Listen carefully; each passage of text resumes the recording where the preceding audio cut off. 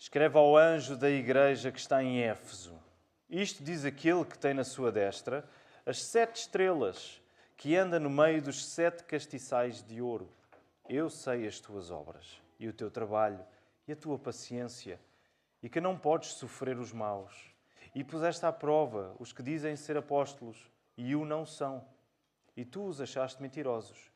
E sofreste, e tens paciência, e trabalhaste pelo meu nome, e não te cansaste.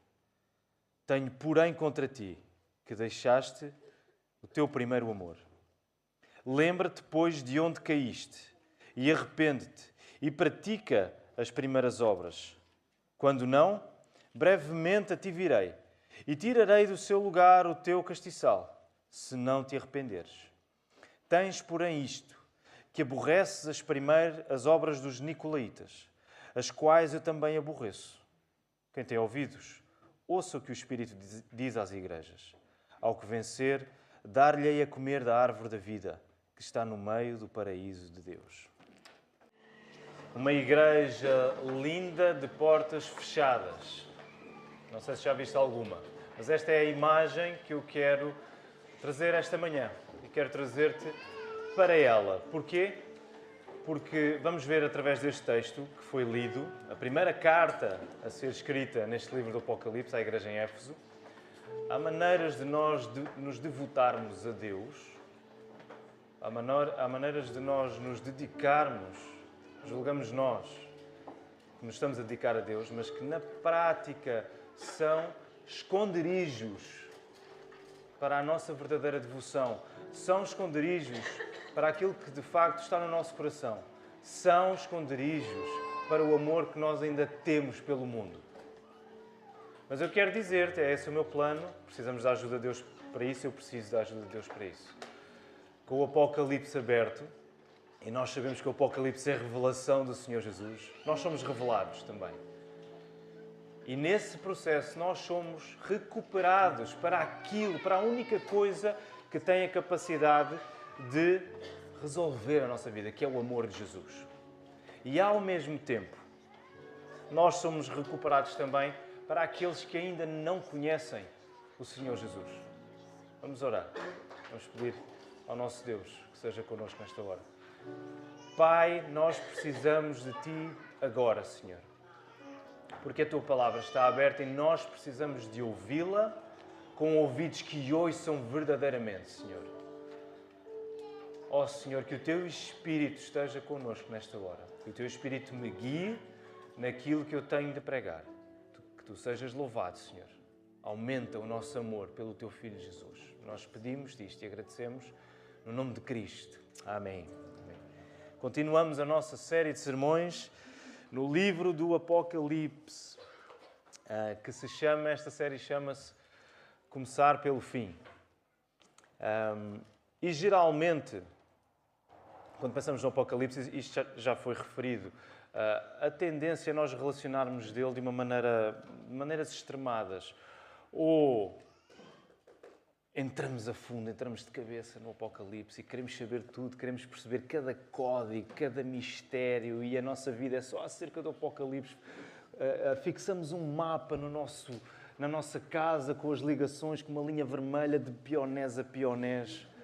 Ficamos obcecados. Ou tendemos a estar no outro extremo. Não queremos saber. É demasiado rebuscado, é demasiado confuso, é demasiado longe de nós. Aquilo que nós pretendemos, no fundo, nesta série de sermões, é encontrar algum espaço intermédio. É perceber de que maneira é que o Apocalipse é importante para nós hoje. E nós acreditamos que é porque ele faz parte da palavra. E hoje nós entramos numa secção que talvez seja a secção que nós não temos assim tantos problemas em lermos neste livro, que são as cartas, e nós estamos relativamente habituados a ler cartas, porque grande parte do Novo Testamento é constituída por cartas que foram escritas a igrejas. Então nós sentimos-nos num terreno que conhecemos mais ou menos. Mas também é importante nós percebermos qual o contributo destas cartas, porque é que estas cartas estão aqui, se vamos dizer assim, 90% do livro do Apocalipse são coisas, vamos dizer, estranhas. São visões, são imagens com as quais não estamos muito habituados a lidar. E eu quero trazer apenas algumas coisas breves para conseguirmos compreender isto. Lembramos que na semana passada o pastor Tiago pregou ainda no prólogo, no primeiro capítulo, a introdução ao livro do Apocalipse. E há lá duas coisas que eu quero recuperar para ti nesta manhã. Entre os versos 17 e 19. Tu lembras-te que quando João vê Jesus em glória, João tem a mesma reação que todas as outras pessoas que ao longo da Bíblia viram o Senhor. Não ficaram de pé, caíram. Ficaram como mortas. E da mesma maneira que o Senhor recuperou todas essas pessoas que não tinham como estar diante de um Deus Santo por causa do seu próprio pecado, Jesus vai e recupera João, coloca a mão sobre ele e diz: não temas, eu sou aquele que esteve morto, mas agora vivo para sempre. Então nós temos estas duas ideias fortíssimas que acompanham o resto do livro. Por um lado, nós temos a glória inequívoca de Jesus. Jesus é o Senhor dos Senhores. Ele é aquele que, quando fala, o barulho é como se fosse de muitas águas. Da sua boca sai uma espada. Nós temos a glória do Senhor Jesus. Por outro lado, nós temos a certeza e a segurança da salvação. Porque foi isso que o próprio Senhor Jesus trouxe a João naquela hora. Não temas. Nós somos confrontados com estas coisas. E por causa disso, a vitória de Jesus, esta visão mostra-nos que é na vitória de Jesus que a Igreja está inserida. O facto de Jesus ter conquistado, de reinar em glória, coloca a Igreja no meio deste combate cósmico que o livro do Apocalipse vai mostrar, através de muitas imagens. Não é uma coisa distante, mas é algo que deve ter efeito na vida da Igreja. Repara, as cartas, elas interpretam a vida daqueles cristãos, todas elas, no contexto, em primeiro lugar, da Igreja local. O Novo Testamento repete a importância, a inevitabilidade de sermos cristãos que vivem em igrejas locais. Ao mesmo tempo que interpreta a vida de cada cristão à luz da luta entre Cristo e as forças do mal. Esta luta que te parece assim meio ficção científica, ela deve ter um efeito prático na tua vida. E tu deves olhar para a tua vida como interpretada à luz de tudo o que está a acontecer neste livro do Apocalipse. Por isso, deixa-me dizer-te que estas cartas que nós vamos hoje começar a estudar são o ponto de contacto das visões apocalípticas de todo o livro com a experiência diária do povo de Deus. As cartas são aquele ponto onde as visões estranhas, que nós não sabemos muito bem o que fazer com elas, encontram a experiência diária de cada igreja, do povo de Deus, a tua e a minha experiência. Repara, se estas cartas não estivessem aqui, a luta espiritual dos cristãos seria uma nota de rodapé. Seria apenas visões, coisas que para aqueles cristãos não seria assim tão estranho, porque eles estavam habituados a este tipo de linguagem, mas sem o contexto da vida diária deles, das lutas pelas quais eles estavam a passar. O livro do Apocalipse passaria assim de alto. E connosco aconteceria a mesma coisa. Mas porque estas cartas estão aqui, a nossa luta não é uma nota de rodapé. A nossa luta recebe a dignidade que o próprio Senhor lhe confere. Porque nós estamos unidos a Jesus nesta luta cósmica. A Igreja é, por isso, a linha da frente na campanha vitoriosa de Cristo. Nós hoje já cantámos muito acerca da vitória de Jesus. Vencendo vem Jesus. Jesus já reina vitorioso, amém? E como é que se mostra essa vitória? Através da luta diária que a Igreja atravessa. Através daquilo como Igreja nós nos propomos a fazer para sermos fiéis a Deus. Ela mostra-se através da maneira como tu vives em casa. Essa vitória, essa luta mostra-se a maneira como tu lidas com o teu esposo, com a tua esposa, com os teus filhos, com as pessoas que estão à tua volta. Percebes? O Apocalipse está a dizer, tu estás na linha da frente, tu estás nas trincheiras, mas tu também estás unido à vitória que já pertence a Jesus. Isso faz com que o nosso sofrimento e a nossa luta não sejam sem sentido, sem significado, mas que sejam coisas com a mais alta importância e dignidade aos olhos do Senhor. Esta é a função das cartas. E nós começamos em Éfeso, a carta que João escreveu aos Efésios. Nós lembramos que há uma outra carta escrita aos Efésios. Paulo escreveu uma carta bonita, importante, acerca do valor da igreja. E deixem-me dizer, esta cidade, Éfeso, destas 7 cidades a que João vai escrever, onde estão as igrejas, esta é a mais importante das 7 cidades desta província da Ásia Menor, a atual Turquia. Ela era um centro de comércio, muita gente passava por ali. Era um centro também de cultura, muita gente passava por ali. Era um centro de religião pagã. Acredita-se que tenha sido a primeira cidade que tenha patrocinado a adoração ao imperador romano, o culto imperial, a César. Portanto, não seria de admirar que a igreja, no meio daquele lugar, daquela cultura, sofresse muita pressão, com todo aquele ambiente à sua volta. E é por isso que logo na entrada desta carta, no primeiro verso, Jesus faz questão de se introduzir como aquele que tem as 7 estrelas na sua mão direita, como aquele que anda no meio dos castiçais. Por outras palavras, Jesus faz questão de dizer, Efésios, vocês estão no meio de muita pressão, mas sou eu que estou no meio de vocês. Sou eu que vos seguro. Sou eu quem vos sustenta. Vocês são meus. Jesus faz questão de começar com estas palavras. E isso fica visível quando o texto avança e Jesus diz, eu conheço. Eu conheço.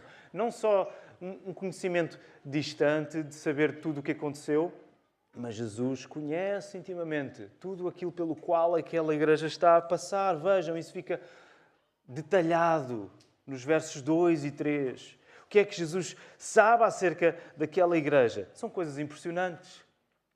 Eles estão a perseverar na doutrina. Ele conhece o trabalho, a tua perseverança. Tu não suportas os maus. Tu puseste à prova os que se dizem ser apóstolos. Tu rejeitaste os falsos mestres. Tu sofreste por causa do meu nome. Eles sofreram por causa do nome de Jesus. Eles fizeram isso sem desanimarem, sem perderem as forças, sem cederem ao cansaço. São coisas impressionantes. Quem nos dera a nós que Jesus dissesse isso da nossa igreja aqui, na Lapa? Tu perseveraste pelo meu nome, sofreste e não desanimaste. Ainda mais, eles rejeitaram a idolatria. Eles rejeitaram a imoralidade sexual. É isso que provavelmente está em causa na referência lá no verso 6 aos Nicolaítas. Era um grupo herético que patrocinava este tipo de comportamento. Idolatria, comportamentos sexualmente ilícitos. Mas a igreja em Éfeso está a rejeitar isso tudo, está a manter-se firme. E nós ficamos, uau, que igreja. É linda esta igreja. Jesus acabou de dar com uma mão, mas agora ele vai tirar com a outra. Porque o verso 4 é aterrador. Eu tenho, porém, contra ti uma coisa. Tu abandonaste o teu primeiro amor. Tu deixaste, tu largaste o teu primeiro amor. Há nesta igreja em Éfeso um problema que nos é muito familiar. Muito chegado. Repara, teologia certa, um comportamento correto, são coisas extraordinárias, indispensáveis. Nós queremos ser uma igreja que zela pela doutrina. Nós acreditamos pela graça de Deus, temos sido uma igreja com a doutrina certa, a doutrina da palavra, a teologia saudável. temos sido uma igreja zelosa para que cada membro viva de acordo com aquilo que o Evangelho pede de nós. Mas deixa-me dizer-te, a teologia certa e o zelo moral valem zero se daí nós não vertermos amor cristão.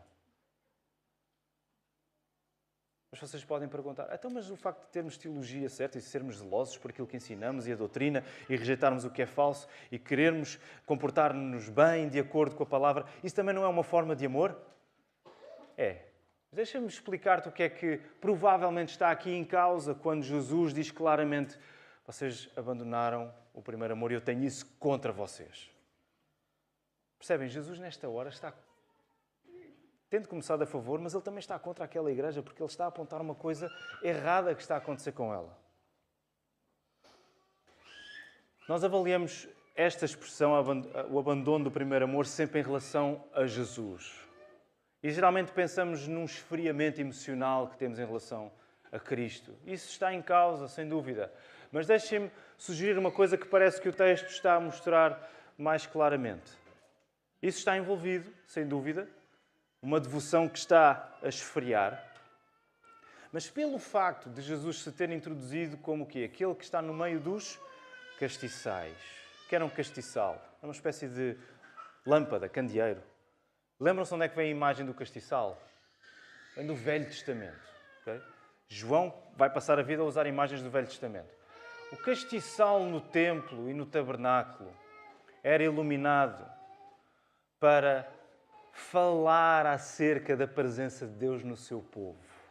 E, por consequência, falar acerca da luz que agora o povo devia ser para as nações. Porque Deus ilumina aquele povo de um modo particular. Israel devia ser um povo especial no meio das nações a iluminar e a mostrar quem Deus é. É o mesmo que está aqui em causa. Esta igreja é um candelabro que, por ser iluminada por Jesus, ele sim é a verdadeira luz.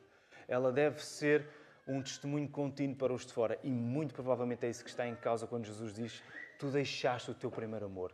A tua devoção caiu ao ponto do teu testemunho ser completamente ineficaz aos de fora. Por isso é que eu usei esta imagem, uma igreja linda com as portas fechadas.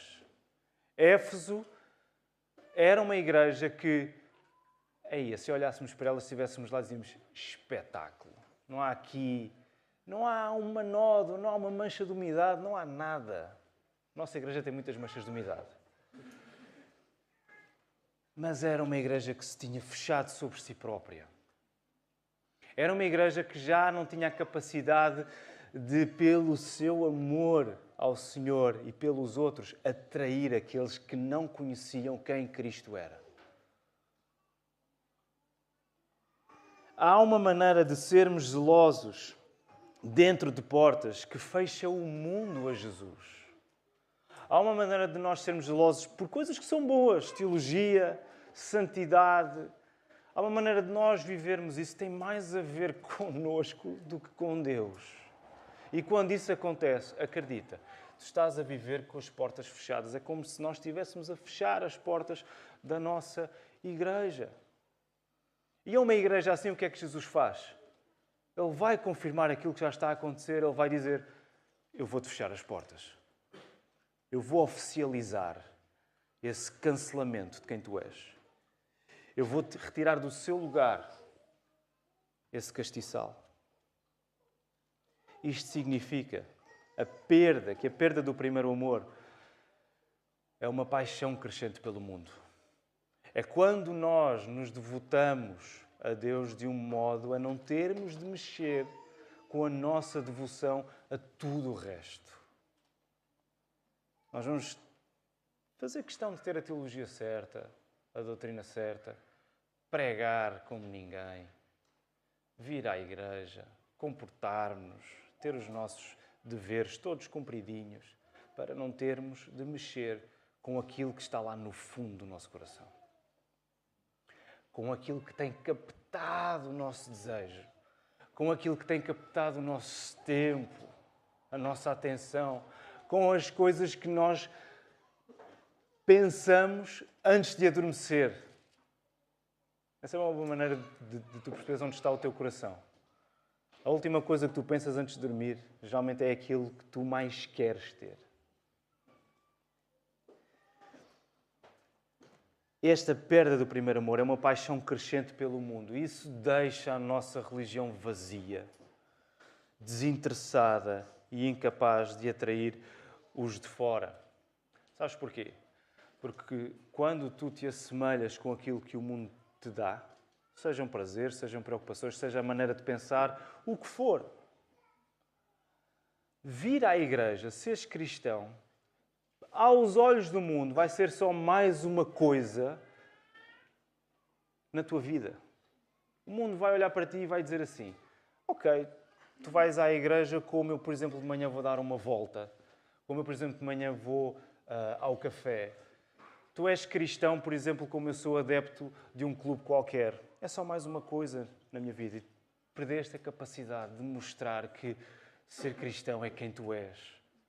Perdeste a capacidade de mostrar que Jesus é a tua vida. Não é apenas mais uma coisa que está lá, escondida, no cantinho, fechada, e que abres de vez em quando. Há uma igreja assim, Jesus fecha as portas.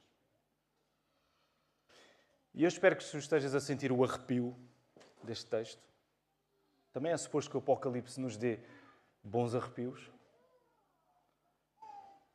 Ainda assim, diante de uma ameaça como esta, há esperança. Essa é a coisa belíssima que nós não temos como compreender acerca da palavra de Deus. A pior coisa é-nos dita, que nós não temos como suportar, não sabemos muito bem como lidar, e ao mesmo tempo a esperança rasga. Há esperança. E o verso 5 desdobra-nos isso e dá-nos uma sequência de coisas que nós somos chamados a fazer para que este primeiro amor volte a ser uma realidade na nossa vida. Volta a colocar os teus olhos comigo neste texto, no verso 5. Qual é a primeira coisa que Jesus diz à igreja lá em Éfeso? Primeira ordem é o quê? Leiam. Como o pastor Tiago diz, tens a Bíblia aberta, sabes ler. O que é que Jesus diz? Lembra-te. Lembra-te, pois... E o pois é sempre importante. Eu gosto sempre de frisar isso. Há um pois, há aqui uma consequência. Porque tu perdeste o primeiro amor, agora precisas de fazer alguma coisa. Há uma consequência. Por causa disso, lembra-te, ok? Lembra-te de onde caíste. Lembra-te de onde caíste. O que é que isto significa? Faz uma avaliação séria.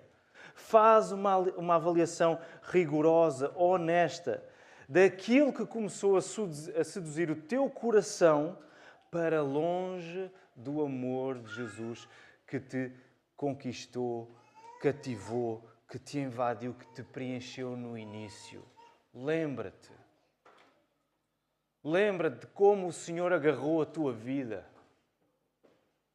Lembra-te das coisas que tu quiseste fazer para o Senhor. Lembra-te das coisas que tu já fizeste, da tua devoção. E olha para esse momento, identifica: o que é que me levou a chegar a este ponto? Que coisas é que eu tenho feito e alimentado que a pouco e pouco fizeram com que o meu coração começasse a mirrar e que a pouco e pouco eu fosse fechando as portas deste templo que é a minha vida para deixar Deus de fora? Lembra-te, lembra-te, olha, vê o que tem acontecido contigo. Qual é a segunda coisa que Jesus diz depois de ordenar lembra-te? É o quê? Digam, queridos irmãos. Arrepende-te. Arrepende-te. Não fiques preso lá atrás. Olha lá para trás. Lembra-te. Faz uma avaliação séria e rigorosa do caminho que tens percorrido. Mas agora toma uma decisão. Agora arrepende-te. Por favor, não idealize o arrependimento. Não julgues que tu só vais estar capaz de te arrepender quando estiveres capaz de te arrepender. Perdoem-me o pleonasmo. Não romantizes isso. Não adies. Mas decide com fé abandonar os pecados que têm esfriado o teu amor cristão. Decide. O arrependimento não é outra coisa senão tu decidires abandonar aquele pecado de uma vez por todas. Não é que tu estás à espera de um sentimento de asco grave para então te sentires capaz de o abandonar. Não. Decide diariamente, eu não vou mais cometer aquilo. Sabes porquê? Porque o arrependimento, fundamentalmente, é um dom de Deus na tua vida. É uma coisa que Deus faz em ti. Mas a maneira como isso se mostra, essa soberania de Deus, é através da tua responsabilidade. É através do exercício da tua vontade. Olha, lembra-te e agora decide, toma decisões. Para de fazer isso. Tu estás a estragar a tua vida. Estás a endurecer o teu coração. E em terceiro lugar, qual é a última coisa que Jesus diz que os efésios têm de fazer? Igreja, diga. Volta às coisas que praticavas no princípio. Volta, pratica as primeiras obras. Não fiques só em abandonar coisas na parte negativa, e isso faz parte. Temos de largar, decidir abandonar para avançar para coisas que tu tens de fazer. Entrega-te com fé àquilo que caracteriza o amor por Jesus. Entrega-te com fé àquilo que nada mais é do que os frutos do Evangelho na tua vida. Entrega-te com fé aos frutos do Espírito. Entrega-te com fé a amares Deus. Entrega-te com fé a amares o teu próximo. Entrega-te com fé a não viveres escondido. A mostrar-te à tua igreja. A confessares o teu pecado. A mostrar-te em casa. Já pensaste quão fácil é nós mostrarmos uma coisa hoje, aqui, agora, a esta hora de manhã, dia 18 de janeiro de 2026? Vais votar, mostras-te um cidadão exemplar para aqueles que votam. Chegas a casa, és o completo oposto de tudo isso. Não vivas escondido. Não vivas a ocultar coisas. Vive com fé, vive uma vida verdadeira. Vive os frutos do Espírito com fé. Decide viver isso. Porque, mais uma vez, a capacidade não é tua. Ok? É um dom de Deus, é um fruto do Evangelho. É o fruto do que o próprio Jesus fez na tua vida. E, mais uma vez, como é que isso se verifica? Porque tu exerces a tua vontade. Porque tu confias na ação do Espírito Santo em ti. E então tu avanças com fé. Esta é a receita que Jesus dá para que o arrependimento seja uma realidade na nossa vida. Para que este primeiro amor por Ele seja recuperado. E deixa-me dizer, ao ler este texto eu sinto sempre aquele peso, provavelmente tu estás a sentir isso também. O peso de eu gostava tanto que aquele ardor que eu já senti pelo Senhor voltasse. Eu lembro com tanta saudade aquele tempo em que eu não podia passar uma manhã, um dia, de joelhos a orar.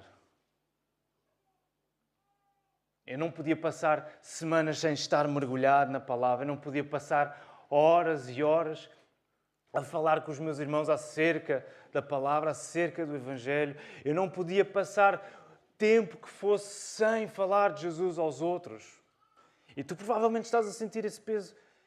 Eu nunca mais vivi isso. Esse primeiro amor parece que desapareceu. Mas eu quero dizer-te, meu querido e minha querida, há esperança. Porquê? Porque o arrependimento, sendo fruto do Evangelho, alcançado por aquilo que Jesus fez no nosso lugar, é a garantia de que não é tarde para voltares ao primeiro amor. Não é tarde. E nós teimamos a viver como é tarde demais. Eu agora vou ter de me contentar com uma fé pequena, com um contentamento pequenino, com uma devoção mirrada. Não é tarde. Arrepende-te. Volta às primeiras coisas. Porque o arrependimento é a garantia disso, de que o Evangelho é Jesus a dizer-te não é tarde, porque eu fiz tudo aquilo que precisava de ser feito. O Apocalipse é isso na nossa vida, aplicado na prática. O Apocalipse é isso, é o dia do Senhor, o dia que trará juízo e salvação, juízo para aqueles que não estão com o Senhor, que o rejeitam, e salvação para aqueles que aceitaram o Senhor. Isso vai ser cumprido de um modo final quando Jesus regressar. E o Apocalipse na prática significa que qualquer dia é o dia do Senhor, qualquer dia é dia de juízo e salvação. Sabes porquê? Porque Jesus sofreu na pele o pior julgamento de todos, no nosso lugar, por causa do nosso pecado. E isso traduziu-se na nossa salvação. Por isso, cada momento, cada dia, é o Apocalipse aplicado à tua vida, é o dia do Senhor presente para tu ajuizares quem tu és. Para tu te colocares à luz da palavra, para tu te colocares à luz daquilo que Jesus quer trazer, para tu te ajuizares, para ser o próprio Espírito Santo a ajuizar quem tu és. E nesse processo, tu vais estar a ver a salvação que já é tua a ser desenvolvida e o teu amor por Jesus a aumentar, a tua devoção a crescer. Não é tarde. Deixa-me dizer outra vez. Não é tarde para recuperares o teu primeiro amor. Porque este é o dia do Senhor, é dia de salvação. Nesta viagem pelo Apocalipse, nós queremos ser cristãos arrependidos, porque são esses aqueles que ouvem o Espírito. Aqueles que têm ouvidos para ouvir.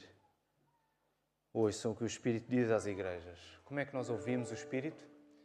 Nós somos pessoas de arrependimento, porque isso é sinal de que o Espírito está em nós, de que nós ouvimos a sua palavra. E nós queremos ser cristãos arrependidos, porque são os cristãos arrependidos que vencem. Ao que vencer, diz lá o final do verso 7, ao que vencer eu lhe permitirei comer da árvore da vida que está no paraíso de Deus. Este livro é acerca de esperança, é acerca de vitória. Em todas as cartas nós vamos encontrar avisos, chamadas ao arrependimento, mas vamos encontrar a promessa da vitória. Nós temos a certeza destas coisas porque Cristo assegurou o resultado final da nossa luta. E Ele fez isso na sua vida, na sua morte, na sua ressurreição. Este é o único jogo que nós sabemos como é que vai acabar. Porque Jesus já venceu. E repara, do mesmo modo como o acesso à árvore da vida lá no Éden foi vedado, esta é uma imagem que nos recorda, mais uma vez o Velho Testamento a entrar aqui a recordar-nos aquilo que aconteceu lá no Jardim do Éden em Gênesis 3. É uma imagem que vai ser recuperada no final do Apocalipse. A árvore da vida vai lá estar no meio da cidade de Jerusalém, a Jerusalém celestial. E do mesmo modo como o acesso à árvore da vida foi vedado, foi impedido a Adão e Eva depois de terem pecado, as portas da presença de Deus foram fechadas a Jesus.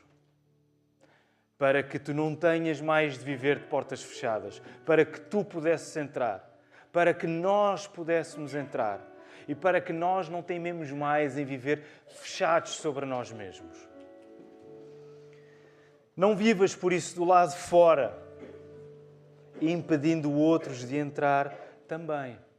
Igreja da Lapa, Deus chama-nos a ser uma igreja que luta com fé e com amor.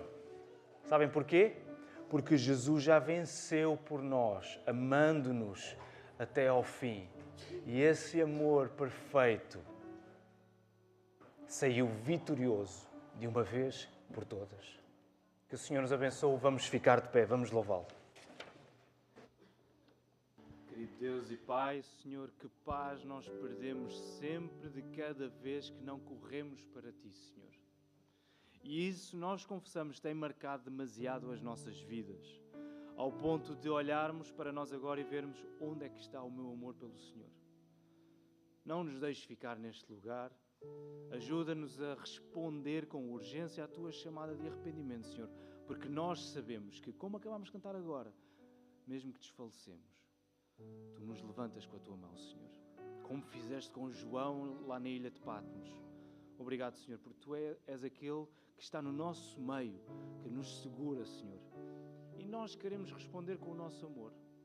Senhor, ajuda-nos a amar-Te mais e que isso seja visível para aqueles que não Te conhecem, para que, como Tu mesmo disseste aos Teus discípulos, eles Te conheçam a Ti, pelo amor que nós temos uns pelos outros, Senhor. Guarda-nos neste dia, no descanso, nas coisas que temos para fazer, nos cultos ainda que vão seguir em Algés, aqui na Lapa, Senhor. Tu possas abençoar tudo isto para a Tua glória, Senhor, e para a salvação daqueles que não Te conhecem, para a edificação da Tua Igreja. Recebam por isso a bênção do nosso bom Deus. Que a graça do Senhor Jesus Cristo, o amor de Deus Pai e a comunhão do Espírito sejam com todos, agora e para sempre.